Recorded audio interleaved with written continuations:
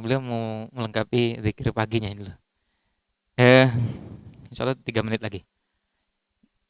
Nah, dia perlu mikir lagi nih, nyampaikan 3 menit lagi. Ya, jadi, Anda lanjutkan lagi. Jadi memilih buku perlu kita petakan tadi. Termasuk juga buku akidah. Buku akidah juga ada beberapa buku akidah yang nah, eh, bagus untuk pemula, bagus untuk tingkat lanjutan dan seterusnya. Untuk pemula misalnya buku Tiga Landasan Utama. Sangat bagus untuk pemula.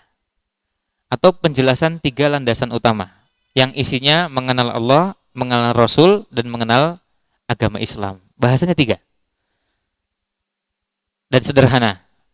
Pada bahasan mengenal Rasul pun sangat sederhana, hanya mengenalkan bahwa Nabi Shallallahu Alaihi Wasallam dilahirkan, kemudian bahasan sirah nabawiyahnya singkat, lalu dijelaskan bahwa beliau diangkat menjadi Nabi dengan Iqra bismi rabbikal ladzi khalaq, diangkat menjadi Rasul dengan ya ayyuhal muddatsir dan seterusnya, bahasan yang sangat singkat dan tidak terlalu panjang lebar. Pada tahapan berikutnya, pada tahapan berikutnya di tingkat atau di level berikutnya kita bisa melanjutkan dengan kitab yang lebih luas. Misalnya kitab Tauhid. Di beberapa penerbit dituliskan penulisnya adalah Muhammad At-Tamimi. Di penerbit yang lain dituliskan dengan Muhammad bin Abdul Wahab. Nah, bahasannya, kelebihan buku itu bahasannya sangat sederhana, satu bahasan yang dimunculkan ayat Quran, hadis, lalu kesimpulan. Ayat Quran, hadis, dan kesimpulan. Jadi bahasannya sangat sederhana. Kalau butuh penjelasan, alhamdulillah penjelasan kitab Tauhid juga sudah banyak yang diterjemahkan. Salah satunya adalah Fathul Majid. Ini salah satu buku yang juga sudah diterjemahkan. Bahasan terakhir terkait dengan terjemahan. Terjemahan di kita, kadang satu buku diterjemahkan oleh beberapa penerbit. Buku Saidul Khatir karya Imam Ibnul Jauzi, seorang ulama abad ke-6 Hijriah, diterjemahkan oleh beberapa penerbit. Ada penerbit dari Jakarta menerjemahkan, dan ada penerbit dari Jogja, Proyu Media, juga menerjemahkan. Ya, menerjemahkan buku yang sama. Buku akidah yang judulnya Minhajul Firqatin Najiyah, karya Syekh Muhammad bin Jamil Zainu. Beliau menulis dan bukunya cuma satu, tapi diterbitkan oleh lebih dari 3 penerbit. Dan judulnya beda-beda. Judulnya beda-beda dan bermacam-macam. Bahkan ada yang dalam testimoninya ketika memperkenalkan buku tersebut menggunakan bahasa yang memancing orang penasaran untuk membeli buku itu. Yang kalau kita membaca bahasa itu tidak ada. Misalnya dalam salah satu testimoninya untuk membuat orang tertarik dengan buku tadi ditampilkan dengan judul, ya judulnya bahasnya akidah, tapi kemudian dibagi kalimat di bawahnya, apakah Muhammadiyah, NU dan Persis Ahlu Sunnah? Muncul pertanyaan. Yang kalau kita baca dari awal sampai akhir nggak ada pembahasan tentang Muhammadiyah, NU dan Persis. Ada nggak ada. Ini orang penasaran ini, NU ini benar nggak ya? Apakah mereka aliran sesat apa enggak? Sampai akhir nggak ada bahasannya nyebut nama NU, nggak ada pembahasan nyebut nama Muhammadiyah atau yang lainnya. Tetapi menjelaskan lebih pada prinsip-prinsip akidah yang benar. Ya, ini beberapa bahasan yang terkait dengan pemilihan buku. Mudah-mudahan bisa memenuhi harapan seperti yang kita janjikan pada pertemuan di Ahad yang lalu, yang kita sengaja bahas terkait dengan kebetulan ada momentum Islamic Book Fair yang dilaksanakan di GOR UNY, yang mudah-mudahan bisa dimanfaatkan, meskipun kita belum bisa menyebutkan daftar nama-nama buku untuk akidah, fikih, hadis, tafsir, usul fikih dan seterusnya yang itu bagus untuk pemula. Tapi pengantar tadi mudah-mudahan bisa memberikan pencerahan bagaimana kita perlu memilih buku. Selanjutnya kita persilakan kepada Syekh untuk menyampaikan materinya.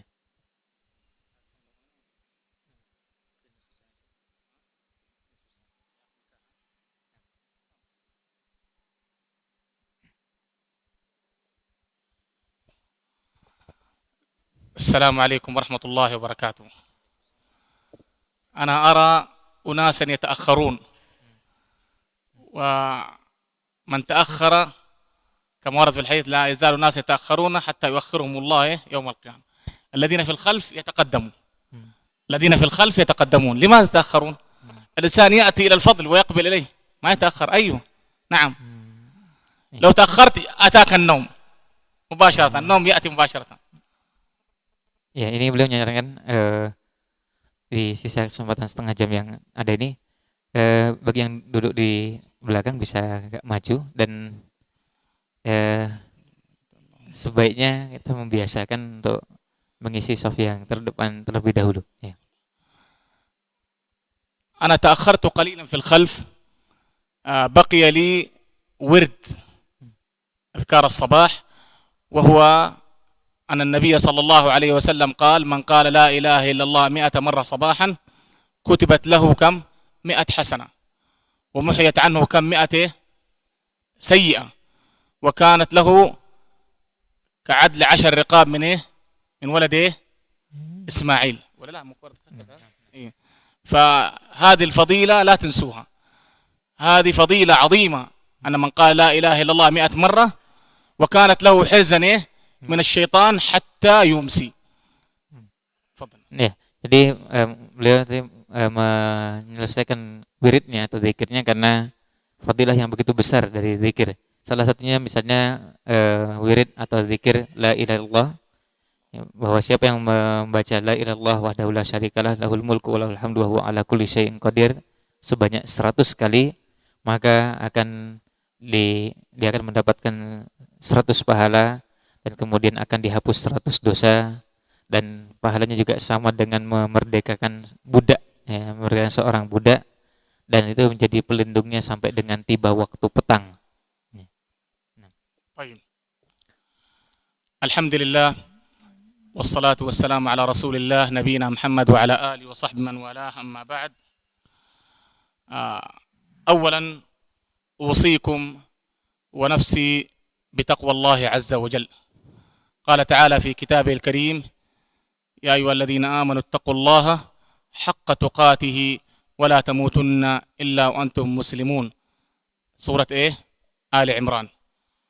فنقول الإخوة أن لله عز وجل علينا حقوقا عظيمة فرطنا فيها كثيرا، وهي تقوى الله عز وجل ومخافته والبعد عن معصيته، وهذا هو مضمون التقوى، وهو اجتناب النواهي واتباع الأوامر. وأيضا فرطنا في حق عظيم، وهو عدم تعظيمنا لله عز وجل، عدم تعظيمنا لله عز وجل حق التعظيم. بعض الناس يقول أنا أعظم الله عز وجل، نقول التعظيم لا يكون باللسان فقط، إنما نريد أفعالا دالة على تعظيمك لله عز وجل. فلا بد أن يكون الله عز وجل هو أعظم شيء عندك، وعظمة الله عز وجل تدعوك وتدفعك إلى اتباع الأوامر واجتناب النواهي. أما أن الإنسان يقول أنا أعظم الله عز وجل ثم ترى أفعاله في الخارج مخالفة لما يقوله، فهذا تناقض عظيم.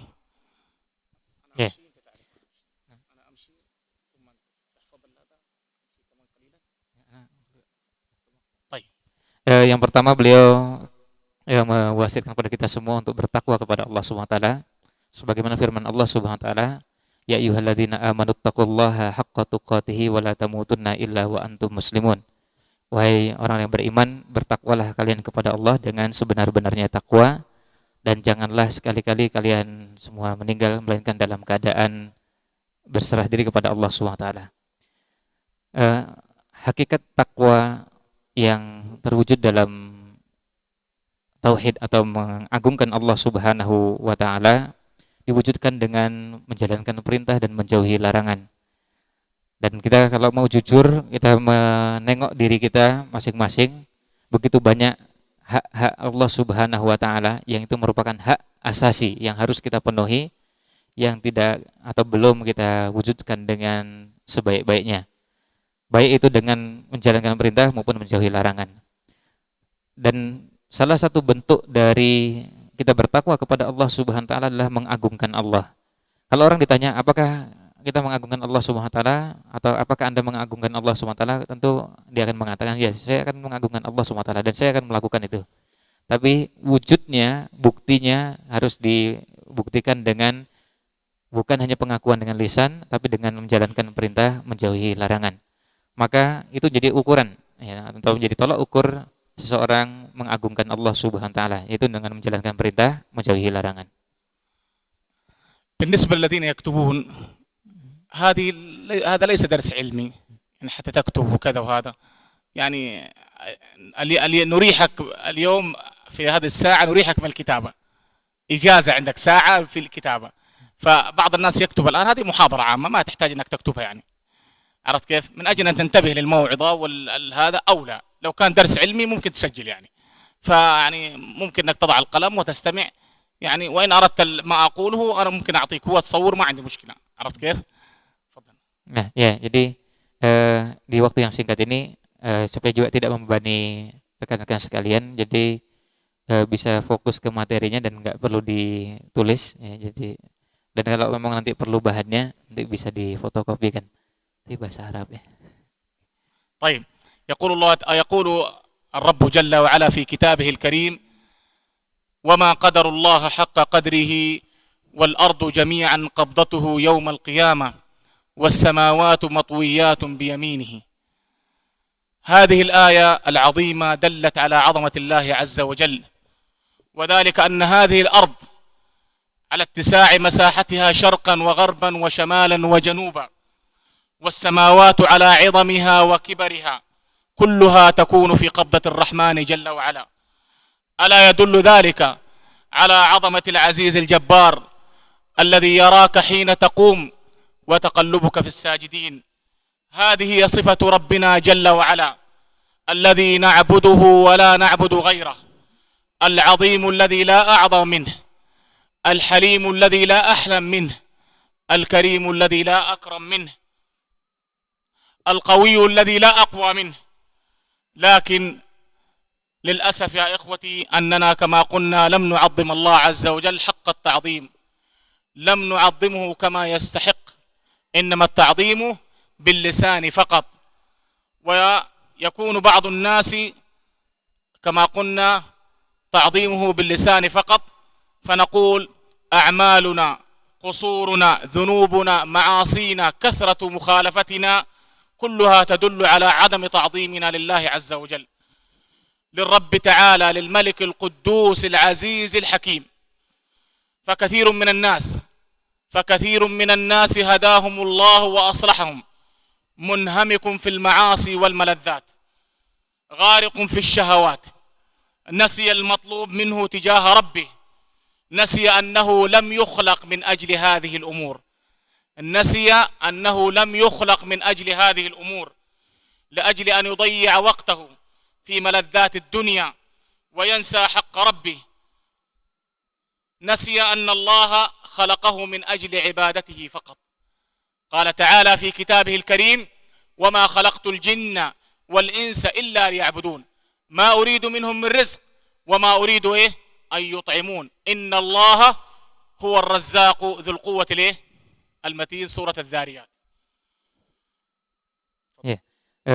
Allah SWT berfirman wa ma qadarullaha haqqa qadrih, dan mereka tidak mengagungkan Allah sebagaimana mestinya. Mereka tidak memposisikan Allah sebagaimana mestinya atau menempatkan Allah sebagaimana seharusnya. Dan pada hari kiamat, ya, langit dan bumi semuanya dalam genggaman Allah Subhanahu wa taala. Kalau kita merenungkan ayat yang barusan kita dengarkan ini sampai dengan akhir ayatnya, kita akan melihat bahwa mengagungkan Allah Subhanahu wa taala dengan sebenar-benarnya merupakan bagian terpenting dari tauhid kita kepada Allah Subhanahu wa taala. Dan seharusnya keyakinan kita ketika kita meyakini bahwa Allah adalah zat yang maha pemurah, tidak ada yang memiliki memiliki sifat tersebut selain Allah Subhanahu wa taala. Kalau kita meyakini bahwa Allah adalah zat yang maha kuat, maka tidak ada yang lebih kuat dari Allah Subhanahu wa taala. Kalau kita meyakini bahwa Allah adalah zat yang maha mengetahui, maka tidak ada yang lebih punya pengetahuan dari Allah Subhanahu wa taala atau lebih luas ilmunya dari Allah Subhanahu wa taala. Dan pada hari kiamat semua itu dalam genggaman Allah Subhanahu wa taala, yang Allah bisa lakukan apapun. Ini menunjukkan bahwa kekuasaan yang mutlak tanpa batas. Yang kemudian kita refleksikan pada apa yang kita saksikan di masyarakat kita di zaman sekarang, begitu banyak orang yang larut dengan syahwatnya, larut dengan dunianya, dan jauh dari mempersiapkan diri untuk menghadapi hari di mana ketika Allah SWT meminta pertanggungjawaban dari kita semua. Padahal kita semua diciptakan oleh Allah SWT dengan tujuan untuk beribadah kepada Allah, sebagaimana firman-Nya, "Wa ma khalaqtul jinna wal insa illa liya'budun." Dan tidaklah aku ciptakan jin dan manusia melainkan hanya untuk beribadah kepada Allah Subhanahu wa taala.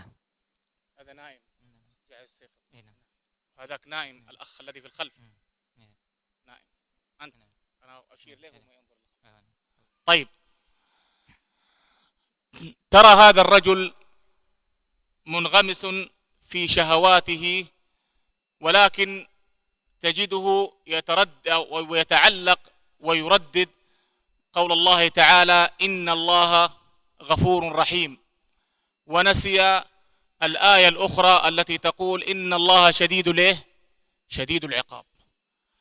كثير من الناس الآن يتعلق قلبه بعض الآيات ويترك بعض الآيات، فيتعلق بقوله إن الله غفور رحيم وينسى قوله تعالى إن الله شديد العقاب إن الله عزيز ذو انتقام.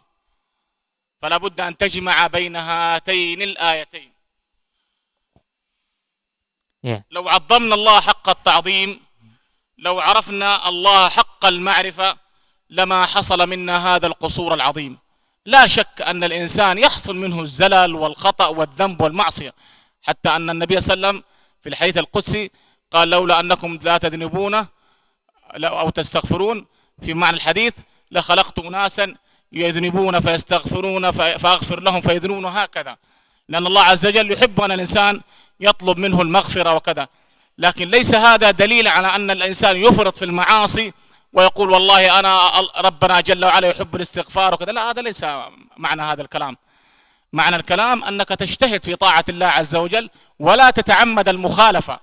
لكن إن حصل من إنسان القصور، وهو من طبيعة البني آدم البشر، إن حصل منه هذا القصور فيرجع إلى الله عز وجل ويتوب ويستغفر الله عز وجل، لكن لا يتعمد المخالفة. Kita juga melihat bahwa munculnya dosa dan kesalahan yang dilakukan orang bisa juga dikarenakan kesalahan pemahaman terhadap din. Memahami beberapa ayat Al-Quran yang berkaitan dengan bahwa Allah SWT Maha Pemurah, Maha Penyayang, Maha Pengampun, Innallaha Ghafurur Rahim. Tetapi lupa dengan ayat-ayat yang lain yang menegaskan bahwa Allah SWT juga Syadidul Iqab, yang sangat pedih azabnya. Azizun Dzuntiqam. Ya, Allah juga kemudian Maha Perkasa, dan kalau memberikan azab, memberikan balasan kepada hambanya itu sangat juga keras sesuai dengan dosa yang dilakukan. Maka harus berimbang. Dan ayat yang kedua, jenis ayat yang kedua ini adalah fungsinya untuk sebagai kontrol agar kita tidak larut dalam dosa-dosa yang kita lakukan. Dan seandainya kita mengagungkan Allah SWT dengan sebenar-benarnya, maka tentu sudah pasti tidak akan mungkin banyak dosa yang akan kita lakukan. Karena kalau kita melihat pada bagian ayat yang kedua, kita akan melihat bahwa azab Allah juga sangat keras. Dan dalam hadis qudsi Allah SWT menegaskan kepada kita bahwa dosa itu adalah sifat dasar manusia, tetapi juga tidak berarti kemudian dibiarkan dengan sengaja dilakukan dan berlarut-larut.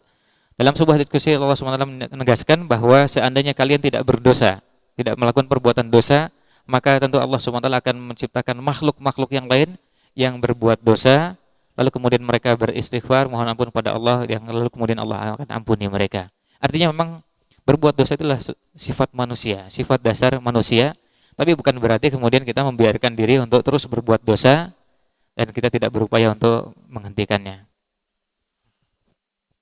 وأما الحديث الآخر الدال على عظمة الله عز وجل، استمعوا لهذا الحديث العظيم، حديث حري بالتأمل، حديث عظيم جدا ورد في الصحيح عن ابن مسعود رضي الله عنه أن حبرا من الأحبار جاء إلى النبي صلى الله عليه وسلم فقال: يا محمد، إنا نجد، يعني أظن في التوراة، إنا نجد أن الله يجعل السماوات على إصبع، والأراضين على إصبع، والشجر على إصبع، والماء على إصبع، والثرى على إصبع، وسائر الخلق على إصبع، فيقول أنا الملك.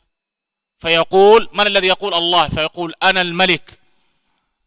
فضحك النبي صلى الله عليه وسلم حتى بدت نواجذه، وهو المقدمة هنا تصديقا لقوله تعالى: وما قدر الله حق قدره. فهذا حديث عظيم فيه دلالة على عظمة الله عز وجل. السماوات على عظمها هذه تكون عند الله عز وجل على إصبع الرحمن. وفي هذا الحديث أيضا نأخذ منه صفة الأصابع لله عز وجل، نثبت صفة الأصابع لله عز وجل، لكن الكيفية علمها عند الله عز وجل. Dalam sebuah hadis qudsi, dan ini hadis yang patut dan layak untuk kita renungkan, hadis dari sahabat Abdullah bin Mas'ud radhiyallahu an. Dalam sebuah hadis, bukan hadis qudsi, jadi Nabi SAW suatu ketika didatangi oleh salah seorang pendeta atau ahli ibadah atau tokoh agama dari agama Yahudi. Lalu datang kepada Nabi SAW dan menanyakan sebuah pertanyaan, bahwa kami dapatkan dalam kitab kami, yang berarti itu adanya di dalam kitab Taurat, bahwa sesungguhnya Allah Subhanahu wa taala jadikan seluruh langit itu hanya dalam satu jarinya. Lalu kemudian bumi juga dalam satu jarinya. Jadi langit dan bumi hanya dalam satu jari dari jari Allah Subhanahu wa taala, yang menunjukkan betapa kecilnya semua yang ada ini. Lalu kemudian Allah menyatakan, Anal Malik. Akulah penguasa, akulah raja, penguasa yang tidak ada yang berkuasa selain Allah Subhanahu wa taala. Lalu kemudian ketika diajukan pertanyaan tadi, apakah benar seperti itu? Lalu Nabi sallallahu alaihi wasallam tertawa sampai terlihat gigi di depan gigi geraham itu gigi apa namanya? Ya, bukan gigi seri ya, sampingnya gigi seri tapi sebelum gigi geraham. Sampai terlihat karena apa? Karena senyumnya Nabi Shallallahu Alaihi Wasallam terlihat, bukan hanya yang terlihat cuma gigi yang depan, bukan hanya gigi seri, tapi juga sampai sebagian gigi geraham beliau juga amat terlihat. Ini beliau tertawa dan kemudian beliau membacakan firman Allah Subhanahu Wa Taala, wa ma qadarullaha haqqa qadrih. Dan mereka tidak mengenal Allah dengan sebenar-benarnya. Mereka tidak memperlakukan Allah sebagaimana mestinya. Artinya dari sini kita bisa melihat bagaimana keagungan Allah Subhanahu wa taala, dan yang juga kita bisa lihat di sini sekaligus ada bahasan yang berhubungan dengan bahasan tauhid, yaitu kita menetapkan bahwa Allah Subhanahu wa taala punya jari. Karena disebutkan dalam hadis tadi bahwa langit dalam salah satu jari Allah Subhanahu wa taala, bumi juga dalam jari Allah Subhanahu wa taala. Tentu kaidahnya bahwa kita menetapkan Allah, sifat itu adalah sifat yang layak bagi Allah, tentu tidak sama dengan sifat-sifat makhluknya.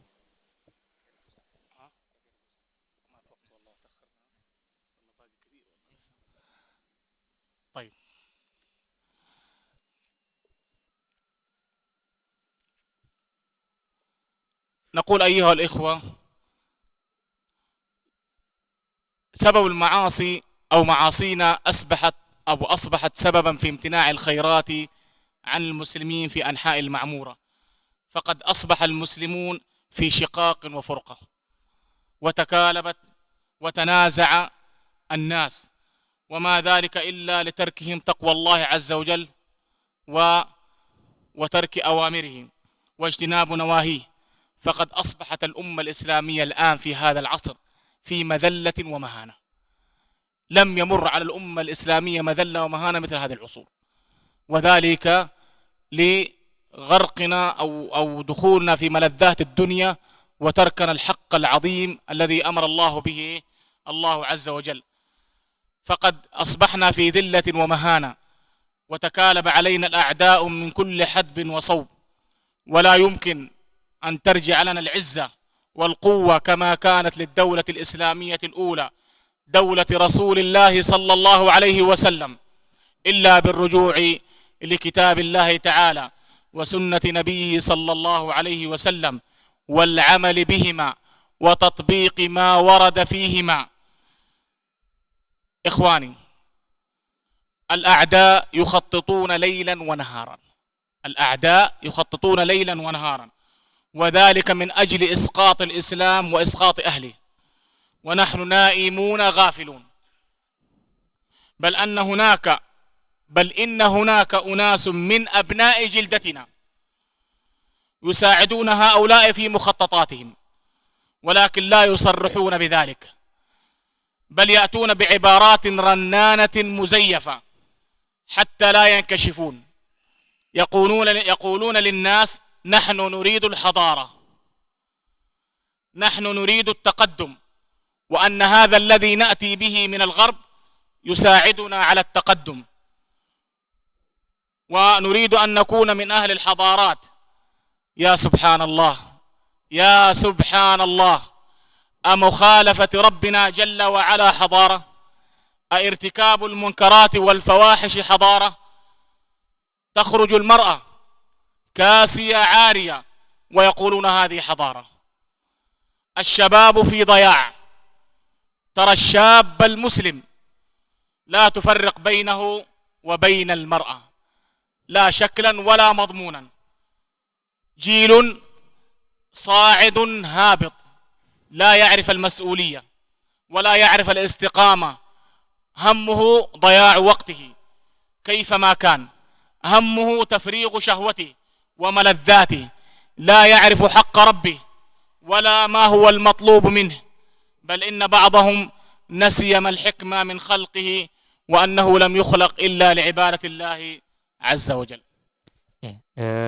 Karena waktu yang singkat, sekitar 10 menit lagi. Jadi beliau melanjutkan dan beliau mengatakan bahwa maksiat yang dilakukan oleh umat ini inilah yang menjadi penyebab berkurangnya atau sedikitnya kebaikan yang turun kepada umat ini, dan banyak persoalan-persoalan yang merupakan akibat dari kemaksiatan yang kita lakukan, baik itu perpecahan, permusuhan, perselisihan, dan sekian banyak fitnah yang menimpa umat ini.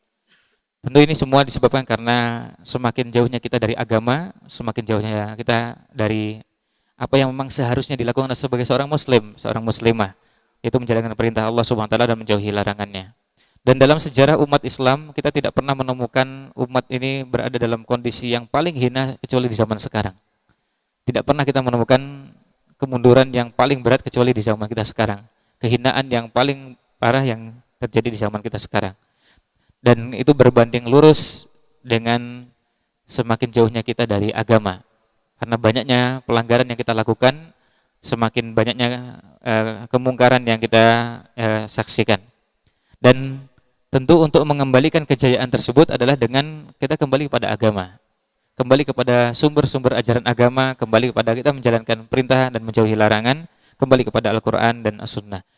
Ditambah lagi kita melihat di zaman sekarang bagaimana musuh-musuh Islam dengan serius mereka membuat konspirasi untuk menghancurkan umat ini dengan berbagai caranya, sehingga kita semakin jauh dari agama. Ditambah lagi adanya orang-orang dari kalangan umat ini yang mereka juga ikut membantu terwujudnya agenda-agenda konspirasi tersebut di tengah-tengah umat Islam.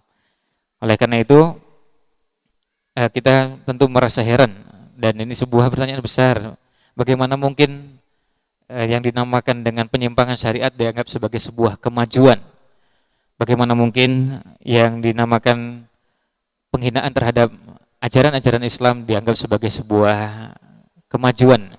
Kemajuan tentu diukur bukan dengan hal-hal tersebut, tapi diukur dengan kembali kepada agama ini, kembali kita kemudian memahami tujuan diciptakannya kita, yaitu wa ma khalaqtul jinna wal insa illa liya'budun.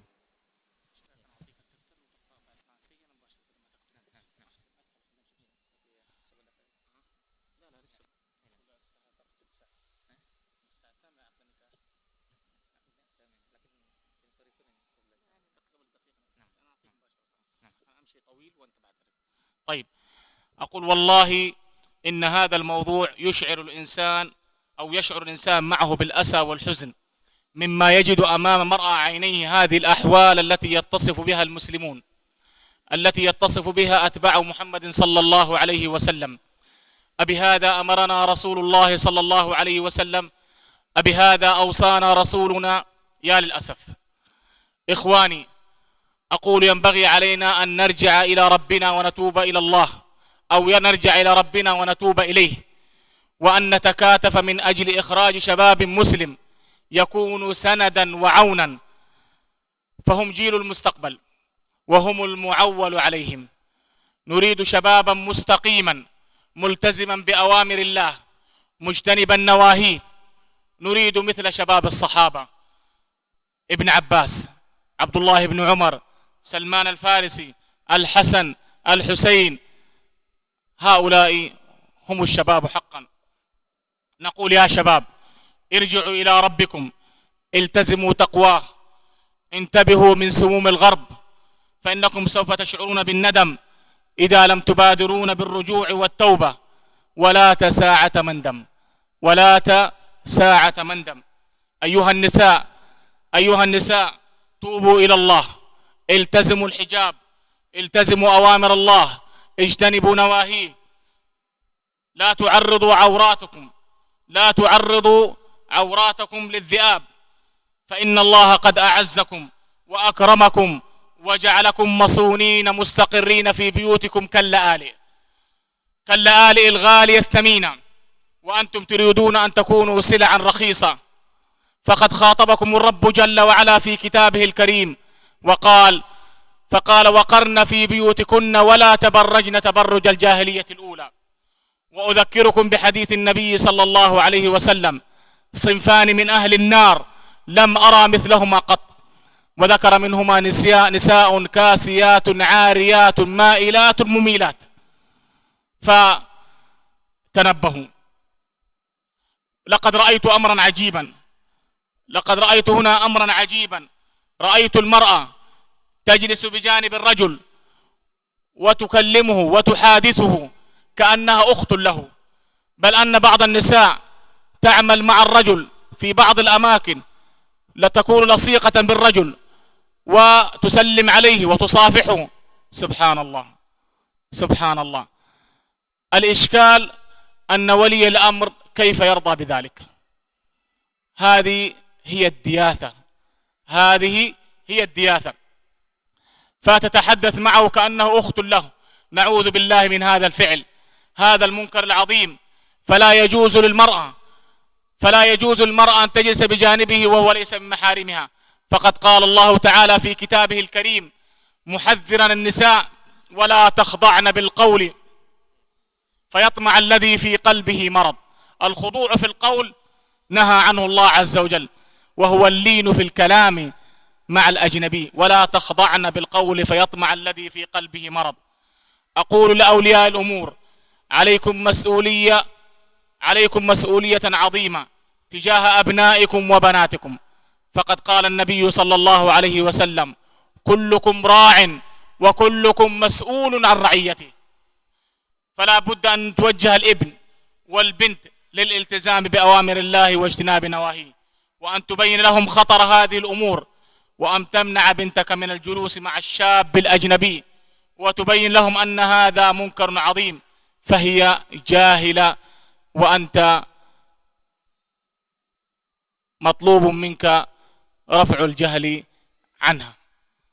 أيضا قبل ذلك بلغني عن بعض الإخوة، ما أدري هل هو يوجد في البلد هذه أم في جاكرتا فقط، أن الرجل يتعرف على المرأة ويجلس معها السنة والسنتين والثلاث، ثم بعد ذلك يفكر أن يخطبها أو لا يخطبها، يعني تخرج معه وهكذا علاقة حب، والأب يرضى ويدخل البيت ويخرج وعقد النكاح لم يحصل بعد. ألا أتأمن بنتك على ذلك؟ قد يفعل فيها المنكر العظيم ثم بعد ذلك يرميها ويقول أنا وجدتها هي هكذا. يا سبحان الله. Ya, sebagai penutup, sebelum beliau akhiri, beliau menyampaikan bahwa beliau menyampaikan keprihatinan yang begitu besar kepada generasi muda, baik putra maupun putri, artinya laki-laki maupun perempuan, bagaimana generasi muda di zaman sekarang eh, berada dalam kondisi yang begitu jauh dari agama, baik dari perilaku, cara berpakaian, cara berbicara dan yang lainnya. Yang ini semua eh, menunjukkan kepada kita bagaimana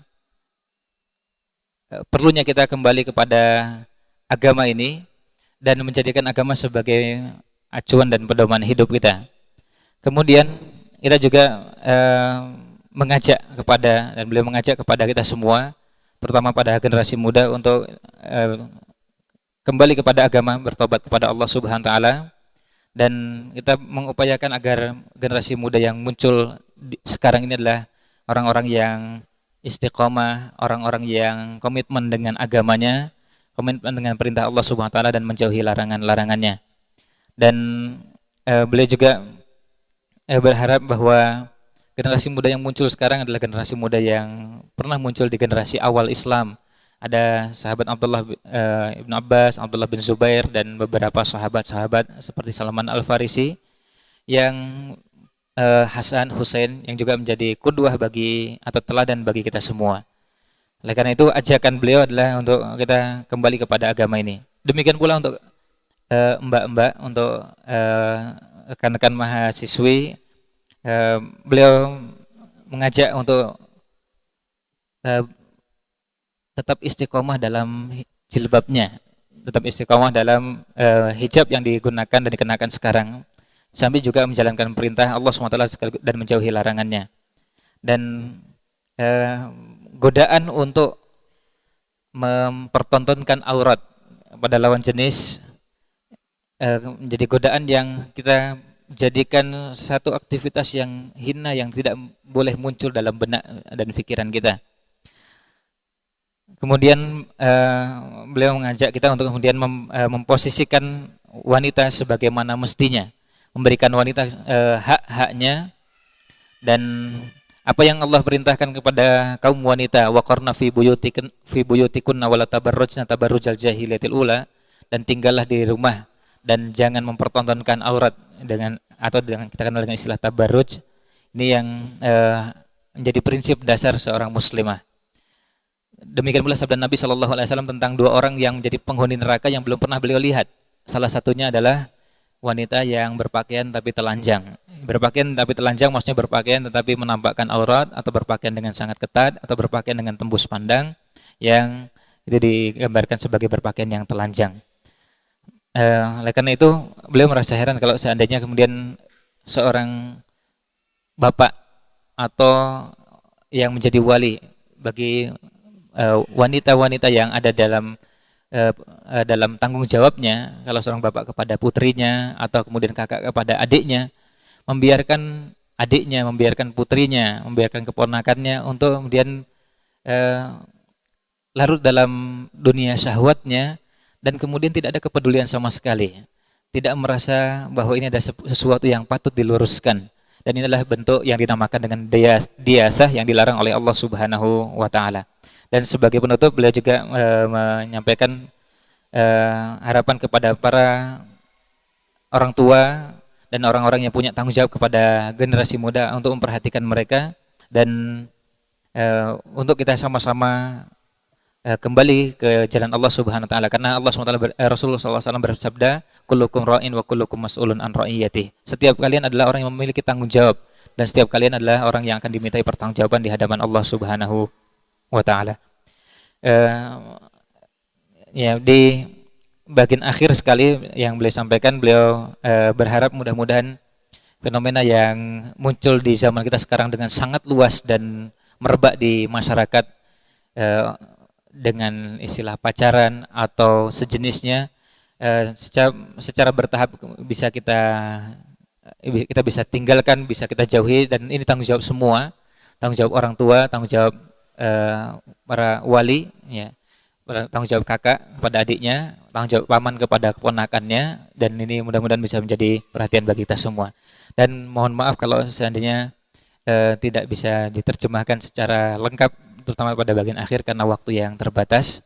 Dan mudah-mudahan di kesempatan kajian nanti sore bisa kita lanjutkan kembali di kajian hadis di jam 4 sore. Wallahu alam, sallallahu alaihi wasallam ala nabiyina Muhammad wa ala alihi washabbihi ajmain.